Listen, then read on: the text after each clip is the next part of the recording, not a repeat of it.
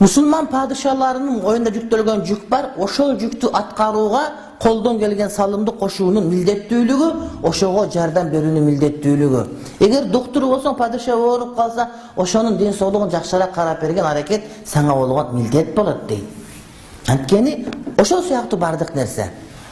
Эгерде башка бир мисал үчүн экономист боло турган болсоң, ошого жардам беришиң керек. Эгер сен молдо боло турган болсоң, ошол элиңдеги диний проблема чечкенге жардам берип, ошого көмөк көрсөтүшүң керек. Жүктүн бардыгын таштап койгон менен, биякта туруп жамандайсың, кыяматта Кудайым сенден сурайт, сен ошонун карамагында элең дейт. Ошол сага падыша болчу, эмнеге сен жардам берген жоксуң? Башым аман болсун, көчүгүм ит жесин деп жатып алган болсоң, кыяматта жооп бересиң. Аллах Таала Кур'ан-ы Каримде "Ватаавану алал бирри ват тақва" жакшылык ишке жана таквалыкка бири-бириңерге жардам бергиле деди.